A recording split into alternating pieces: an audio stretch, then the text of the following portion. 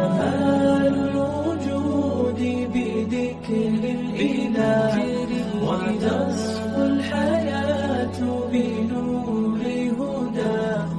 جمال الوجود بذكر الإله وتصفو الحياة بنور هدى. وتطرب نفس له طاعة ويبلغ سعد إلى منتهى. جمال الوجود بذكر الإله وتصفو الحياة بنور هدى. جمال الوجود بذكر الإله وتصفو الحياة بنور هدى. وتطرب نفس له طاعة ويبلغ سعد إلى منتهى.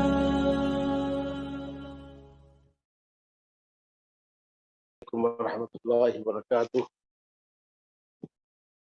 الحمد لله رب العالمين والصلاة والسلام على رسوله الأمين وعلى آله وأصحابه ومن تبعهم بإحسان إلى يوم الدين. أعوذ بالله من الشيطان الرجيم. بسم الله الرحمن الرحيم. وإذا نفخ في الصور نفخة واحدة وحملت الأرض والجبال فدكتا دكة واحدة فيومئذ وقعت الواقعة وانشقت السماء فهي يومئذ واهية والملك على أرجائها ويحمل عرش ربك فوقهم يومئذ ثمانية. يومئذ تعرضون لا تخفى منكم خافية. فأما من أوتي كتابه بيمينه ويقول هاؤم اقرءوا كتابيه إني ظننت أني ملاق حسابيه فهو في عيشة راضية في جنة عالية قطوفها دانية كلوا واشربوا هنيئا بما أسلفتم في الأيام الخالية. وأما من أوتي كتابه بشماله ويقول يا ليتني لم أوت كتابيه ولم أدر ما حسابيه يا ليتها كانت القاضية ما أغنى عني مالية هلك عني سلطانية خذوه فغلوه ثم الجحيم صلوه ثم في سلسلة درعها 70 ذراعا فاسلكوه إنه كان لا يؤمن بالله العظيم ولا يحض على طعام المسكين وليس له اليوم هاهنا حميم ولا طعام إلا من غسلين لا يأكله إلا الخاطئون.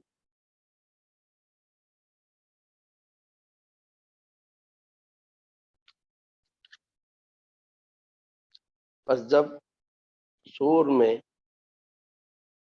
ایک بار پھونک دیا جائے گا اور زمین اور پہاڑ اٹھائے جائیں گے بس دونوں ایک ہی چوٹ سے ریزہ ریزہ کر دیے جائیں گے.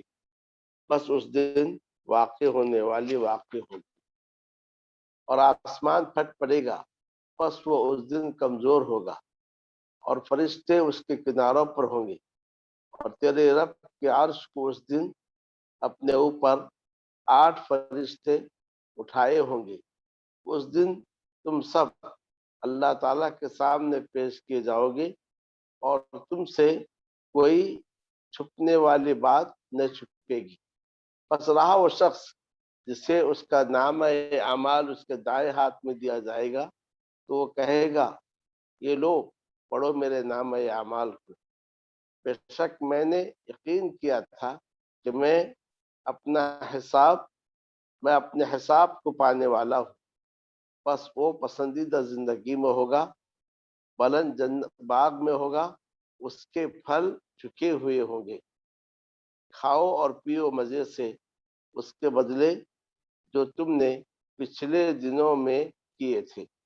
اور رہا وہ شخص جسے اس کا نام اعمال اس کے بائیں ہاتھ میں دیا جائے گا، تو کہے گا کاش کہ میں اپنا نام اعمال نہیں دیا جاتا اور میں نہیں جانتا کہ میرا حساب کیا ہے، کاش کہ وہ فیصلہ کن ہوتی، مجھ سے میرا مال کام نہیں آیا، مجھ سے میرا اقتدار ختم ہو گیا، پکڑو اسے، بس اسے بیڑی پہناؤ، پھر اسے جہنم میں داخل کرو، پھر ایک زنجیر میں اسے جکڑ دو جس کی لمبائی 70 ہاتھ ہے، بے شک وہ اللہ عظیم پر ایمان نہیں لاتا تھا اور مسکین کے کھانے پر ابھارتا نہیں تھا، بس آج اس کے لیے یہاں کوئی دوست نہیں ہے اور نہ کوئی کھانا ہے سوائے بسلین کے یعنی پیپ کے، اور اس سے نہیں کھائیں گے مگر گنہگار۔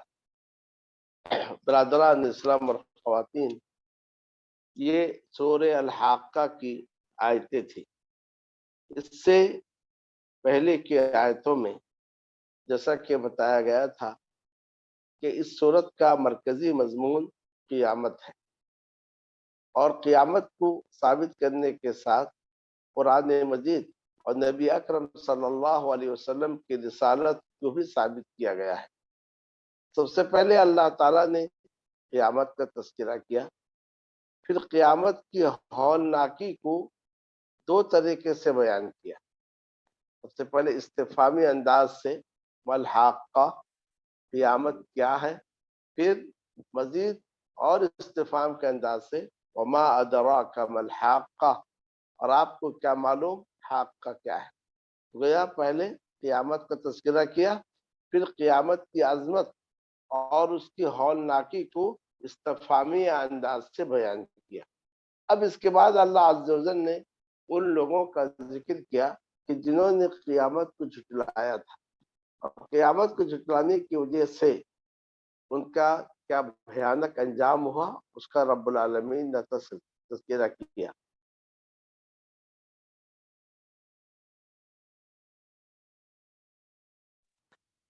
قیامت کے مکذبین میں قوم عاد، قوم سمود، فرعون اور قوم لوط اور اس طرح دیگر قوموں کا تذکرہ ہوا، اور ان کے قوم کا تذکرہ ہوا اور ان کے انجام کو بتلایا گیا کہ قوم سمود کو کس طرح سے ہلاک کیا گیا، ایک زوردار چیخ کے ذریعے سے۔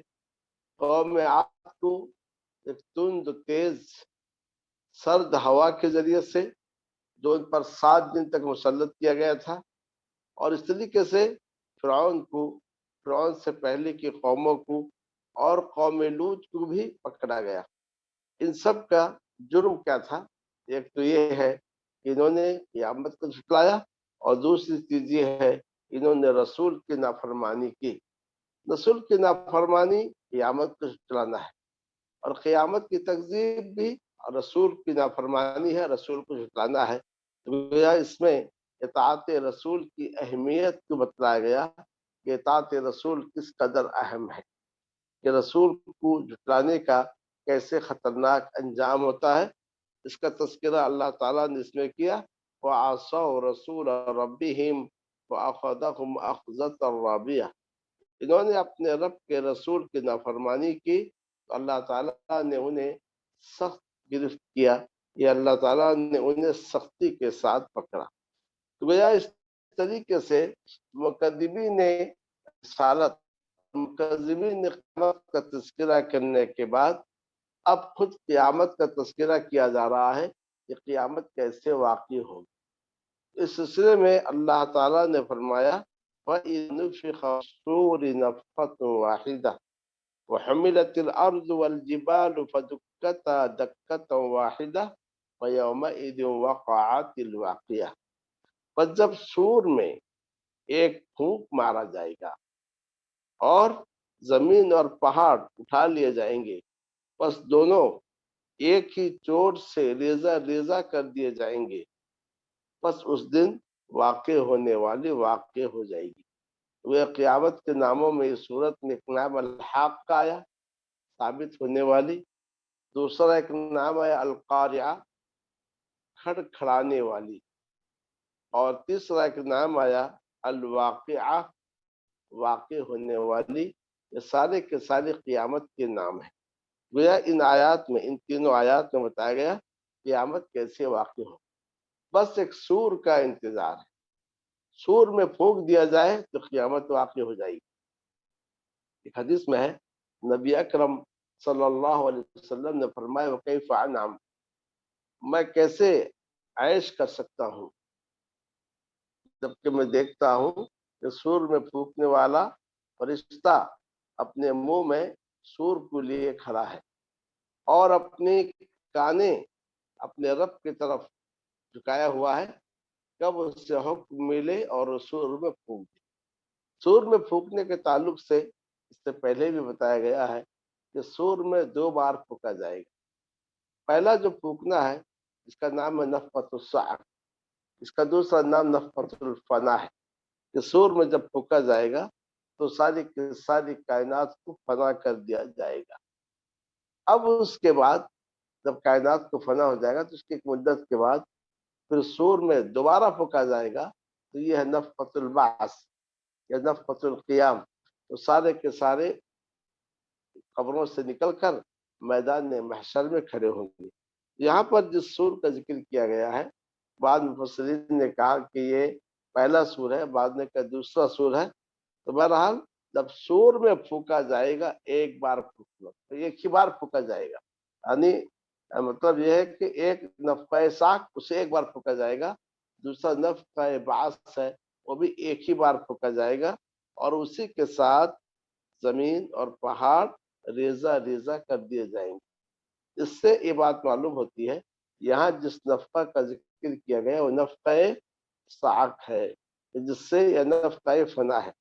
تو اللہ تعالیٰ نے فرمایا کہ سمجھو اس دن واقع ہونے والے واقع ہوگی، اور اس طریقے سے قیامت کے ہولناکیوں میں سے ایک یہ ہے کہ آسمان پھٹ پڑے گا، پس وہ اس دن کمزور ہوگا، یعنی آسمان بہت زیادہ کمزور ہوگا، اور وہ پھٹ مضبوط آسمان جو ہم دیکھتے ہیں جس میں کسی قسم کی یوس اور ٹیڑھ پن نہیں ہے، وہ اس روز انتہائی کمزور ہو جائے گا، اور فرشتے جو آسمان میں ہیں وہ آسمان کے کناروں پہ ہوں گے، اور اس دن اللہ تعالیٰ کے عرش کو اپنے اوپر 7 فرشتے اٹھائے ہوں گے۔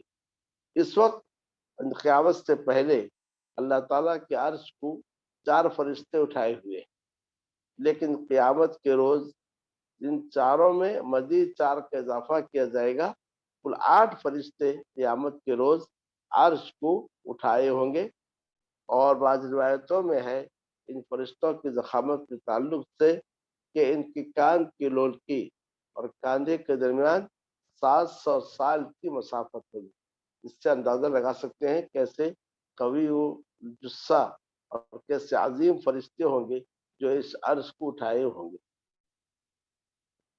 اب اس کے بعد اللہ تعالیٰ نے فرمایا یومئذ تعرضون لا تخفى منکم خافیہ، اس دن تم سب پیش کیے جاؤ گے، اس دن تمہاری اللہ تعالیٰ کے سامنے پیشی ہوگی۔ اللہ تعالیٰ کے سامنے پیشی اس لیے نہیں ہوگی کہ اللہ تعالیٰ کو ہمارے اعمال کا علم نہیں ہے، نہیں، اللہ تعالیٰ کو ہمارے اعمال کا علم ہے، ہمارے سارے کرتوت کا، ہمارے کرتوت کے کرنے سے پہلے ہی علم تھا۔ اللہ کو سب کا علم ہے، لیکن پیشی ہوگی حجت قائم کرنے کے لیے۔ یومئذ تعرضون، اس دن تم سب پیش کیے جاؤ گے، یعنی اللہ تعالیٰ کے سامنے سب کو پیش کیا جائے گا۔ لا تخفى منکم خافیہ، نہیں چھپے گی تم سے کوئی چھپنے والی بات، یعنی سارے کے سارے راز اس دن ظاہر ہو جائیں گے، کوئی ایک عمل بھی انسان سے نہیں چھپے گا۔ بعض روایتوں میں ہے کہ اللہ رب العالمین اپنے بندے کو نزدیک کرے گا اور اس سے پوچھے گا کیا تم نے ایک کام نہیں کیے، کیا تم نے ایک کام فلاں دن نہیں کیے، کیا تم نے فلاں دن فلاں کام نہیں کیے۔ سب کا وہ اقرار کرتا ہوا جائے گا، یہاں تک کہ جب وہ بندہ سمجھے گا کہ اب میرے لیے کوئی نجات نہیں ہے، میں ہلاک ہونے والا ہوں، تو اللہ تعالیٰ کہے گا کہ جیسا میں نے دنیا میں تم پر ستر پوشی کی، آج بھی میں کہ میں تمہارے ساتھ یہی معاملہ کروں گا، اور اللہ تعالیٰ اس کے گناہوں کو معاف کر دے گا، اور رحمان ہے، اور اس طریقے سے بندوں کے گناہوں کو وہ معاف کرنے والا ہے۔ تو گویا اس دن پیشی ہوگی، لا تخفى منکم خافیہ، تم میں سے کوئی نہیں چھپے گی، تم سے کوئی چھپنے والی بات، یعنی سارے کے سارے اعمال انسان کے سامنے آ جائیں گے، اور انسان اپنے سارے کے سارے اعمال کو دیکھے گا۔ تو وہ اس طریقے سے پہلے قیامت کا تذکرہ کیا گیا، اور اس طریقے سے اس کا ہولناکی کو بتایا گیا سوال استفہامی انداز سے، پھر قیامت کے مکذبین جھٹلانے والوں کا تذکرہ کیا گیا، پھر اس کے بعد یہ بتایا گیا کہ قیامت کیسے واقع ہوگی، کہ سور میں پھونکا جائے گا، زمین اور پہاڑ اٹھا کے ریزے ریزے کر دیے جائیں گے، آسمان پھٹ پڑے گا، فرشتے آسمان کے کنارے ہوں گے، عرش کو 8 فرشتے اٹھائے ہوں گے، ساروں کو اللہ تعالیٰ کے سامنے پیش کیا جائے گا۔ گویا قیامت کا ایک منظر بتایا گیا۔ اب اس کے بعد نتیجہ بتایا جا رہا ہے کہ جب لوگوں کو نتائج دیے جائیں گے تو کل میدان محشر میں 2 قسم کے لوگ، کچھ ایسے ہوں گے جنہیں ان کا نام اعمال دائیں ہاتھ میں دیا جائے گا، اور کچھ ایسے ہوں گے جنہیں ان کا نام اعمال بائیں ہاتھ میں دیا جائے گا۔ جنہیں ان کا نام اعمال دائیں ہاتھ میں دیا جائے گا، یہ بڑے خوش نصیب لوگ ہوں گے، سعادت مند لوگ ہوں گے، اور اس طریقے سے ان کی خوشی کا کوئی ٹھکانہ نہیں ہوگا۔ لیکن جنہیں ان کا نام اعمال بائیں ہاتھ میں دیا جائے گا، وہ انتہائی بدبخت قسم کے لوگ ہوں گے، اور اپنے اوپر حسرت بھریں گے اور پچھتاوا کریں گے۔ تو اللہ تعالیٰ نے ان لوگوں کا تذکرہ کرتے ہوئے جنہیں ان کا نام اعمال دائیں ہاتھ میں دیا جائے گا فرمایا، فَأَمَّا مَنْ أُوتِيَ كِتَابَهُ بِيَمِينِهِ وَيَقُولُ هَاؤُمُ اقْرَءُوا كِتَابِيَهْ، پس رہے وہ لوگ جنہیں، یا پس رہا وہ شخص جسے اس کا نام اعمال اس کے دائیں ہاتھ میں دیا جائے گا، تو وہ کہے گا، لو اقرؤ کتابیہ، پڑھو میرے نام اعمال کو۔ گیا جب اللہ تعالیٰ کے سامنے پیشی ہوگی تو اس کے بعد کسی کو نام اعمال دائیں ہاتھ میں دیا جائے گا، اور کسی کو نام اعمال بائیں ہاتھ میں دیا جائے گا۔ جسے نام اعمال دائیں ہاتھ میں دیا جائے گا انتہائی خوشی کے مارے اپنے گھر والوں کے پاس آئے گا، اپنے اقارب اور اپنے ملنے جلنے والوں کے پاس آئے گا، اور کہے گا میرے نام اعمال کو لو پڑھو، کیونکہ اس کو معلوم ہے کہ جب دائیں ہاتھ میں نام اعمال دیا گیا تو بھیا اس کے نام اعمال میں نیکیاں ہی نیکیاں ہیں، اور اس کے گناہوں کو بھی نیکی میں بدل دیا گیا ہے، یہ کہ گناہوں کو مٹا دیا گیا ہے۔ اور وہ کہے گا، انی ظننت انی ملاق حسابیہ، میں نے گمان کیا تھا، یہاں گمان یقین کے معنی میں ہے کہ مجھے یہ یقین تھا کہ میں اپنے حساب سے ملنے والا ہوں، یعنی میں اپنے حساب کو پانے والا ہوں۔ گویا اس میں اذعان بشارہ ہے کہ کل دائیں ہاتھ میں نام اعمال ان کو دیا جائے گا جنہیں حساب پر یقین ہے، جنہیں حساب پر ایمان ہے۔ کیونکہ جب انسان کو حساب پر یقین ہو، اور اس بات کا یقین ہو کہ قیامت کے روز سے اٹھنا ہے، اور اپنے نام اعمال کا اٹھنا اور اپنے اعمال کا حساب دینا ہے، پھر دنیا میں وہ پھونک پھونک کر قدم رکھتا ہے، کوئی ایسا کام نہیں کرے گا جس سے اللہ عز و جل کی ناراضگی اسے ملے، کیونکہ وہ یہ جانتا ہے کہ اس کے ہر عمل کو، اس کے ہر حرکت کو، اس کے ہر بات کو اللہ تعالیٰ دیکھ رہا ہے۔ انی ظننت انی ملاق حسابیہ، میں نے یہ گمان کیا تھا کہ میں حساب کو پانے والا ہوں، یا حساب سے ملنے والا ہوں، یعنی قیامت پر میرا یقین تھا، اس لیے آج میرا نام اعمال مجھے دائیں ہاتھ میں دیا گیا۔ تو قیامت پہ یقین تھا اس لیے نیک عمل کیا، اور اسی وجہ سے اس کے نام اعمال دائیں ہاتھ میں دیے گئے۔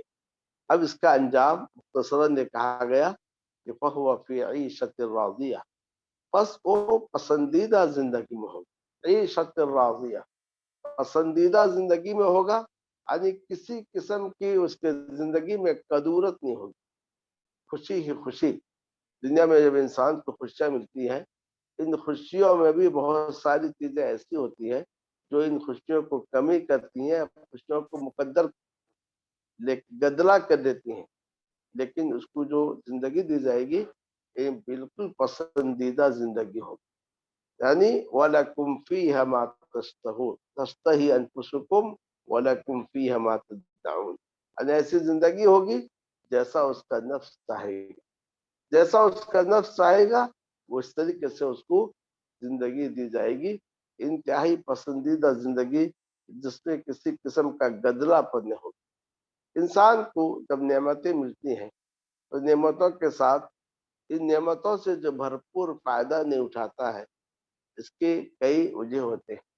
کبھی یہ ہے کہ یہ سمجھتا ہے ایک نہ ایک روز مجھے مرنا ہے، یہاں ہمیشہ رہنا نہیں ہے، یہ نعمتیں میرے ساتھ ہمیشہ نہیں رہیں گی. یا کبھی ایسا ہوتا ہے کہ انسان کو بیماری لاحق ہوتی ہے، اور کبھی ایسا ہوتا ہے کہ انسانی عمر تجاوز کرتی ہے، جیسے جوانی میں لطف اندوز ہوتا ہے بڑھاپا میں نہیں ہوتا ہے. اور کبھی بیزارگی اور ملل کسی کیفیت اس میں پیدا ہوتی ہے. تو قیامت کے روز اہل جنت سے کہا جائے گا ان لکم ان تحیوا فلا تموتوا ابدا. تمہارا حق یہ ہے کہ تم ہمیشہ زندہ رہو، تمہیں موت نہیں آئے گی. وَإِنَّ لَكُمْ أَن تَشِبُّوا فَلَا تَحْرَمُوا أَبَدًا. تمہارا حق ہے کہ تم جوان رہو، کبھی تم بوڑھے نہ ہو. وَإِنَّ لَكُمْ أَن تَصِحُّوا فَلَا تَسْقَمُوا أَبَدًا. تمہارا حق یہ ہے کہ تم جو ہے صحت مند رہو، کبھی بیمار نہ رہو. وَإِنَّ لَكُمْ أَن تَنْعَمُوا فَلَا تَبْأَسُوا أَبَدًا. تمہارا حق یہ ہے کہ تم ہمیشہ لذت اندوز رہو اور کبھی تم بیزار نہ ہو. تو یہ ہے پسندیدہ زندگی، اس میں نہ کوئی بیماری ہوگی، نہ بڑھاپا آئے گا، نہ موت کا خدشہ ہوگا، نہ کسی قسم کی بیزاری پیدا ہوگی. وَهُوَ فِي عِيشَةٍ رَاضِيَةٍ. بس وہ پسندیدہ زندگی میں ہوگا. فی جنت عالیہ، بلند جنت میں ہوگا، یعنی بلند بالا جنت میں ہوگا. قطوفہا دانیہ، لیکن اس کے پھل، یعنی جس باغ میں رہے گا اس کے پھل جھکے ہوئے ہوں گے. یعنی لیٹے لیٹے بھی وہ پھلوں سے لطف اندوز ہو سکتا ہے اور پھلوں کو کھا سکتا ہے. قطوفہا دانیہ، تو پھلوں کو توڑنے میں، حاصل کرنے میں اسے کوئی مشقت نہیں ہوگی. اس کے خوشی میں مزید اضافہ کرنے کے لیے کہا جائے گا کلوا واشربوا ہنیئا بما اسلفتم فی الایام الخالیہ. مزے سے کھاؤ اور پیو، یعنی کھاؤ اور پیو مزے کے ساتھ، خوشگواری کے ساتھ کھاؤ اور پیو. یہ جو تمہیں بدلہ دیا گیا ہے یہ ان اعمال کے بدلے جو تم نے پچھلے ایام میں آگے بھیجے تھے، جو تم نے دنیا میں کیے تھے اس کا یہ بدلہ ہے. حقیقت یہ ہے کہ انسان اپنے عمل سے جنت کو حاصل نہیں کر سکتا. جیسا کہ حدیث شریف میں ہے، نبی اکرم صلی اللہ علیہ وسلم نے فرمایا کہ تم نے کہ ایک شخص اپنے عمل سے جنت میں داخل نہیں ہو سکتا، نجات حاصل نہیں کر سکتا. تو لوگوں نے کہا کیا اللہ کے رسول صلی اللہ علیہ وسلم آپ کا بھی یہی معاملہ ہے؟ آپ نے کہا میرا بھی یہ معاملہ ہے. اللہ یتغمدنا اللہ برحمت منہ، اللہ کہ اللہ تعالیٰ اپنی رحمت سے مجھے، ہم جس قدر بھی نیک عمل کریں لیکن اللہ کی ایک نعمت کا ہم شکر ادا نہیں کر سکتے ہیں. یہ اللہ کا فضل ہے کہ اللہ تعالیٰ ہماری ان اعمال، نیک اعمال کو قدر کی نگاہ سے دیکھے گا اور ہمارے خوشی میں مزید اضافہ کے لیے کہے گا کہ تو تمہارے ہی نیک اعمال تھے جس کے بدلے میں نے تمہیں ان نعمتوں سے نوازا ہے. اللہ تعالیٰ کے ہم پر کئی طریقے سے احسانات. ایک تو یہ ہے اللہ تعالیٰ نے ہمیں اپنے رسولوں کے ذریعے سے ان اعمال کو بتلایا جو جنت تک لے جانے والے. پھر نمبر 2، اللہ تعالیٰ نے ہمیں ان اعمال کے کرنے کی توفیق عطا فرمائی. اگر اللہ کی توفیق نہ ہو تو انسان ایک اعمال کر سکتا. پھر نمبر 3 یہ ہے کہ ہمارے ان نیک اعمال کو اللہ نے قبول کیا اور اس کے بعد اللہ تعالیٰ ہمیں اس کے عوض جنت میں داخل کرے گا. تو گویا اعمال کو اسی نے مشروع کیا، اعمال پر عمل کرنے کی توفیق اسے دی، قبول بھی اسی نے کیا ہے. اس سے اندازہ لگائیے کہ اللہ تعالیٰ کی ہم پر فضل پر فضل اور مہربانی پر کس قدر مہربانی ہے. گویا یہ حقیقت اللہ ہی کا فضل ہے کہ جس کی وجہ سے انسان جنت کا مستحق بنے گا. لیکن اس پر بھی اس کے خوشی میں مزید اضافے کے لیے کہا جائے گا مزے سے کھاؤ اور پیو اس کے بدلے یا ان اعمال کے بدلے جو تم نے پچھلے دنوں میں آگے بھیجے تھے، یعنی جو تم نے دنیا میں کیے تھے۔ یہ ہوئی جنتی کے احوال۔ اس کے بعد اللہ رب العالمین نے ان لوگوں کے احوال بیان کیے جنہیں ان کا نام اعمال بائیں ہاتھ میں دیا جائے گا، جہنمی ہوں گے۔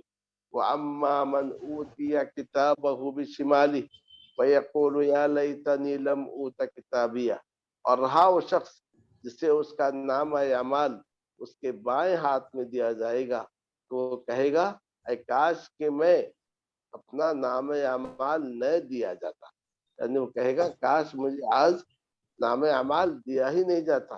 وَلَمْ أَدْرِي مَا حِسَابِيَهْ، اور میں نہیں جانتا کہ میرا حساب کیا ہے۔ یا لیتہا کانت القاضیہ، اے کاش کہ موت فیصلہ کرنے والی ہو جاتی، یعنی جو موت دنیا میں آئی وہی ہمیں ختم کر دیتی اور دوبارہ ہمیں مرنے کے بعد اٹھنا نہ ہوتا۔ لیا سے بات معلوم ہوئی کہ جو جہنمی ہوں گے قیامت کے روز ان کے لیے پچھتاوا ہی پچھتاوا رہے گا، افسوس ہی افسوس رہے گا، اور ان کا پچھتاوا یہ ہے کہ دنیا میں جن چیزوں کا وہ سہارا لے کر حق کو جھٹلا رہے تھے، قیامت کو جھٹلا رہے تھے، رسالت کو جھٹلا رہے تھے، کل قیامت کے روز اسی پر وہ افسوس کریں گے، کہیں گے ما اغنا عنی مالیہ، مجھ سے میرا مال کام نہیں آیا۔ انسان مال کے زور پر حق کو جھٹلاتا ہے، مال کے زور پر قیامت کا انکار کرتا ہے، مال کے زور پر دوسروں پر ظلم کرتا ہے، تو کہے گا ما اغنا عنی مالیہ، کہ میرا مال مجھ سے کام نہیں آیا۔ جیسا کہ اللہ عز و جل نے سورہ حمزہ میں اسی مال کا تذکرہ کرتے ہوئے کہا وَيْلٌ لِكُلِّ هُمَزَةٍ لُمَزَةٍ الَّذِي جَمَعَ مَالًا وَعَدَّدَهُ يَحْسَبُ أَنَّ مَالَهُ أَخْلَدَهُ۔ انسان کے اندر جو معاشرتی خرابیاں پیدا ہوتی ہیں کہ کسی کو تانا دیتا ہے، کسی کی غیبت کرتا ہے، کسی کے آنکھ کے اشارے سے مذاق اڑاتا ہے، کسی پر الفاظ کستا ہے، تو یہ کس بنیاد پر کہ جو مال کو وہ گن گن کر رکھتا ہے، اللہ کے راہ میں خرچ نہیں کرتا ہے، یہ سمجھتا ہے کہ اس کا یہ مال اس سے ہمیشہ رکھے گا یا یہ مال اس کے پاس ہمیشہ رکھے گا۔ یہ مال کی بڑی خرابی ہے کہ انسان جب مال سے اس کا حق نہیں نکالتا ہے، مال کو اللہ کے راہ میں خرچ نہیں کرتا ہے، بلکہ مال کا بندہ اور غلام بن جاتا ہے، تو اس کے اندر بے شمار خرابیاں پیدا ہوتی ہیں۔ کل یہی مال اس کے لیے افسوس اور پچھتاوا کا باعث بنتا ہے۔ اور حدیث شریف میں ہے جس مال کا انسان زکوٰۃ نہیں نکالتا ہے، کل وہی مال اژدے کے شکل میں اس کے پاس آئے گا اور وہ دیکھ کر بھاگے گا، مگر یہ اژدھا دوڑ کر اس سے لپیٹ لے گا اور اس کو ڈستے ہوئے کہے گا انا مالک انا کنزک، میں تیرا مال ہوں، میں تیرا خزانہ ہوں۔ ہلک عنی سلطانیہ، اور مجھ سے میرا اقتدار بھی ختم ہو گیا۔ وہ انسان ان دونوں چیزوں کے بل بوتے پر اپنے آپ کو بے نیاز سمجھتا ہے، مال مل جائے اپنے آپ کو بے نیاز سمجھتا ہے، یا جاہ و منصب مل جائے، کرسی مل جائے، اقتدار مل جائے، تب بھی وہ اپنے آپ کو بے نیاز سمجھتا ہے۔ گویا جب انسان اپنے آپ کو بے نیاز سمجھا تو وہاں سے برائی آ گئی، وہیں سے وہ غلطیوں کا ارتکاب کرتا ہے۔ کلا ان الانسان لا یطغی ان رآہ استغنی، سن لو انسان سرکشی کب کرتا ہے؟ جب وہ اپنے آپ کو بے نیاز سمجھتا ہے۔ اسی لیے انسان کو چاہیے کہ اس کے پاس جو بھی خوبی ہو، جو بھی بھلائی اچھائی اس کے پاس ہو، مال ہو یا کہ علم ہو یا کہ اقتدار ہو یا کہ حسن و جمال ہو، جو بھی ہو ہر ایک پر اللہ کا شکر ادا کرے، یہ سمجھے یہ اللہ عز و جل کی جانب سے ہے، لہذا جب چاہے وہ چھین بھی سکتا ہے، لہذا مجھے ان نعمتوں پر غرور کرنے کے بجائے اللہ تعالیٰ کا شکر ادا کرنی چاہیے۔ تو کل اس مال پر وہ افسوس کرے گا اور اس اقتدار پر بھی وہ افسوس کرے گا، کہے گا ما اغنا عنی مالیہ، مجھ سے میرا مال کام نہیں آیا، ہلک عنی سلطانیہ، مجھ سے میرا اقتدار چھین لیا گیا، میری جو حکومت ہے مجھ سے چھین لی گئی۔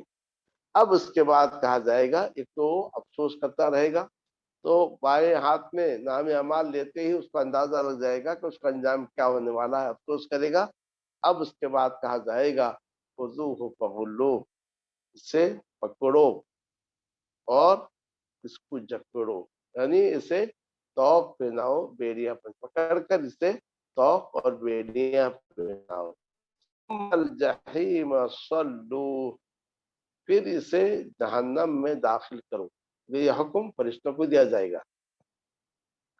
ثم فی سلسلۃ ذرعها 70 ذراعا فاسلکوہ، پھر ایک زنجیر میں اسے جکڑ دو جس کی لمبائی 70 ہاتھ ہوگی۔ اب اس ہاتھ کی کیا مقدار ہے نہیں معلوم، جس کی لمبائی 70 ہاتھ ہوگی، ایسے زنجیر میں اسے جکڑ دو۔ انسان کبھی تکلیف سے بچنے کے لیے ہاتھ پیر ہلاتا ہے، اس سے کچھ تکلیف میں اس کی کمی ہوتی ہے، مگر اسے زنجیر میں جکڑ دیا جائے گا تو تاکہ خوب اس کو تکلیف ہو اور اپنے ہاتھ پیر ہلا کر اپنی تکلیف کو کم نہ کرے۔ تو اس طریقے سے یہ اس شخص کا انجام ہے جس نے قیامت کو جھٹلایا اور جس نے رسالت کا انکار کیا اور نبی کی معصیت۔ اب اس کے بعد ان جہنمیوں کے بارے میں کہا جائے گا ان کا جو یہ انجام ہے، کیوں؟ اس لیے کہ نہ وہ اللہ کا حق ادا کیے، کھانا کھا نہ رہے وہ کیا؟ بندوں کا حق ادا کیے۔ انه كان لا يؤمن بالله العظیم ولا يحض على طعام المسکین، بے شک وہ اللہ عظیم پر ایمان نہیں لاتا تھا اور مسکین کے کھانے پر ابھارتا نہیں تھا۔ تو یہ دونوں باتیں، نہ اس کا اللہ پر ایمان تھا، یعنی ایمان جو اللہ کے حقوق میں سب سے پہلا حق ہے، اس حق سے وہ پیچھے ہٹ گیا تھا، یعنی اس حق کا وہ منکر تھا، اس حق کو اس نے ادا نہیں کیا۔ تو یہاں پر اللہ کے ساتھ العظیم، اللہ کا کام اور صفت ذکر کیا گیا، تو اس میں یہ بتلانے کے لیے کہ انسان جب اللہ عز و جل کی عظمت کو پہچان لے گا تو اللہ پر ایمان لے آئے گا۔ تو کفران اللہ تعالیٰ کے ساتھ کفر یا ایک شرک کی وجہ کیا ہے کہ انسان اللہ کی عظمت کو پہچان نہیں سکتا۔ وما قدر اللہ حق قدری، انہوں نے اللہ کی قدر نہیں کی جیسا کہ اللہ کی قدر کرنی چاہیے۔ انسان اپنے ذات پہ غور کر لے، انسان اپنے آس پاس کائنات کی اس پر غور کر لے تو اللہ کی عظمت کا اقرار کر لے گا۔ اس لیے ایک حدیث میں ہے، نبی صلی اللہ علیہ وسلم ایک رات اٹھے اور کہا کہ خرابی اور شخص کے لیے، آج کی رات مجھ پر چند آیتیں نازل ہوئی، خرابی اور شخص کے لیے جو ان آیتوں کو پڑھے اور اس کو غور نہ کرے۔ ان فی خلق السماوات والارض واختلاف اللیل والنہار لآیات لأولی الالباب، کہ رات اور دن کے، آسمان زمین کی تخلیق میں، رات اور دن کے آنے جانے میں عقل والوں کے لیے نشانی ہے۔ اگر انسان اسی پہ غور کر لے، آسمان زمین کی تخلیق کو، رات میں آنے جانے کو، وہ اللہ کی عظمت کا قائل ہوتا ہے۔ اور اس کے آگے ہے کہ جب اس پر انسان غور کرے گا تو ہر حالت میں وہ اللہ کو یاد کرے گا، اللہ کا ذکر کرے گا اور اللہ سے دعا کرتے ہوئے کہے گا ربنا ما خلقت هذا باطلا سبحانك فقنا عذاب النار، اے اللہ تو نے انہیں بیکار پیدا نہیں کیا ہے تو ہمیں جہنم کے عذاب سے بچا۔ تو گویا اللہ تعالیٰ کی عظمت پر ایمان لانا چاہیے، اللہ تعالیٰ کی عظمت کو انسان کو پہچاننا چاہیے۔ جب اللہ کی عظمت کو پہچان لے گا تو ایمان لائے گا اور اللہ کی اطاعت کرے گا، اور مسکین کے کھانے پر ابھارتا نہیں تھا، یعنی حقوق العباد میں پیچھے تھا۔ تو کہا جائے گا، تو اس کے لیے، اس کے بارے میں کہا جائے گا کہ آج اس کے لیے یہاں کوئی دوست نہیں۔ دنیا میں اس کے بڑے دوست تھے جو اس سے حق سے پھینکاتے تھے، آج کوئی دوست نہیں ہوگا۔ آج کے دن ایک دوست دوسرے دوست سے بھاگے گا سوائے متقیوں کے، اور جو اس کا کھانا ہے سوائے غسلین کے کوئی کھانا نہیں ہوگا۔ سوال یہ کہ غسلین کیا ہے؟ بعض مفسرین نے کہا اس سے مراد جو ہے یہ زقوم کا پھل ہے جو کانٹے دار ہوگا اور انتہائی کڑوا پھل ہوگا، یا ایک کہ غسلین سے مراد جو ہے پیپ ہے جہنمیوں کی، یا ہے کہ جہنمیوں کا جسم سے نکلتا ہوا خون ہے۔ یہ سارے کے سارے معنی اس میں ہے، یہی ان کا کھانا ہوگا۔ لا یأکلہ الا الخاطئون، اسے گنہگاروں کے علاوہ کوئی نہیں کھائے گا۔ گنہگاروں سے مراد وہ لوگ ہیں جنہوں نے قیامت کو جھٹلایا، रसूलों की मासियत की, यानी जिन्होंने कुफ्र किया और शिर्क किया, उन्हीं का ही अंजाम है। तो गोया इस तरीके से इन आयात में क़यामत के रोज जो के अहवाल बयान किए गए और ये बताया गया कि क़यामत के रोज अहले जन्नत किस हाल में होंगे और अहले नार किस हाल में होंगे। अल्लाह रब्बुल आलमीन से मेरी दुआ है कि अल्लाह अज़्ज़ व जल हमें कल क़यामत के रोज उन लोगों में बनाए जिन्हें उनका नामे अमाल दाएं हाथ में दिया जाएगा, और अल्लाह ताला हमें अपने उन बंदों में शामिल फरमाए जो अहले जन्नत से होंगे, और जिन्हें उनके नामा अमाल बाएं हाथ में दिया जाएगा। अल्लाह ताला हम सबको से महफूज रखे। सल्लल्लाहु तआला अला नबील करीम व अला आलिहि व सहबिहि अजमईन।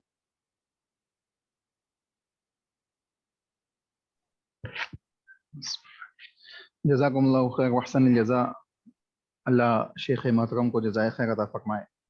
आप में से किसी का कोई सवाल हो तो पूछ लीजिए।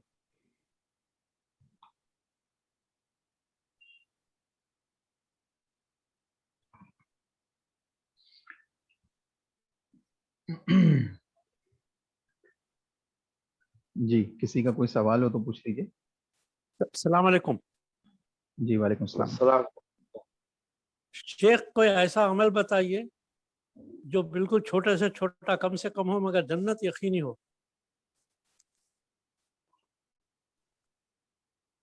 देखिए, सबसे पहली चीज है ईमान। ईमान के बगैर, ईमान अगर है जन्नत यकीनी है। जिसमें है जर्रा बराबर जिसके सीने में ईमान है वो जन्नत में जाएगा। तो इंसान को सबसे पहली चाहिए कि अपने ईमान को मजबूत करे, ईमान खालिस हो, ईमान में किसी किस्म का खोट न हो। जब ईमान आ जाए, आप कोई भी काम अल्लाह की रजा के लिए करें, इंशाअल्लाह जन्नत यकीनी है। आप रास्ते से पत्थर को हटा दें, आप एक भूखे कुत्ते को पानी पिला दें, लेकिन ईमान और इखलास के साथ, तो इंशाअल्लाह जन्नत यकीनी है। ईमान के बाद इखलास की ताकीद है।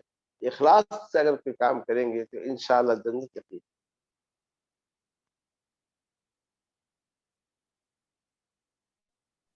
जज़ाकल्लाह खैर। शेख, जो जिनका अमाल सीधे हाथ में दिया जाता, उनकी सिफातों में से शुक्रगुजारी है और आखिरत के ऊपर ईमान लाते, मतलब डरते संभलते हुए चलते। ये दो सिफातें हैं शेख, यहाँ पे जो बयान की गई। कुरान में जहाँ यहाँ पे बात बयान की गई है, लेकिन क़यामत के कुरान मजीद में मुख्तलिफ जगह मुख्तलिफ सिफात बयान किए गए। देखिए, असल चीज क्या है, अमाल ईमान और अमल सालेह। और ईमान और अमल सालेह इंसान कब करेगा? जब क़यामत पर ईमान हो। जब क़यामत पर ईमान नहीं है, रिसालत पर ईमान नहीं है, या कुरान मजीद पर ईमान नहीं है, तो फिर कैसा अमल करेगा? तो ईमान और अमल सालेह, ये दो चीजें जो है इसकी बुनियाद है। यहाँ पर जो है जिक्र किया गया कि उसने कहा कि मुझे हिसाब पर यकीन था, अन्य क़यामत पर यकीन था। तो ऊपर के मजमून में क़यामत के झुटलाने वालों का तज़किरा किया गया। तो उस दिन में कहा गया कि ये वो शख्स है जिससे क़यामत पर ईमान था, और क़यामत पर ईमान की वजह से उसने नेक अमल किए और इसका मुस्तहिक है। जज़ाकल्लाह खैर शेख। शेख, उसमें जिसका उसको माल काम नहीं आया, वहां पे माल या जो भी नेमत रहते हुए भी उन्हें अल्लाह की नाशुक्री का, मतलब अल्लाह की नाफरमानी करा, इसलिए उसकी वो नेमत काम नहीं आती। लेकिन बहुत सारे नेमतें हैं जो हम रियलाइज नहीं करते शेख, तो वो भी बदरजे वाला उसी में, मतलब हर नेमत का अल्लाह की तरफ शुक्र नहीं, अल्लाह की तरफ इस्तेमाल नहीं की जाने की उसमें चाहता है शेख। यहाँ पर दो नेमत का जिक्र किया जो जिसकी बुनियाद पर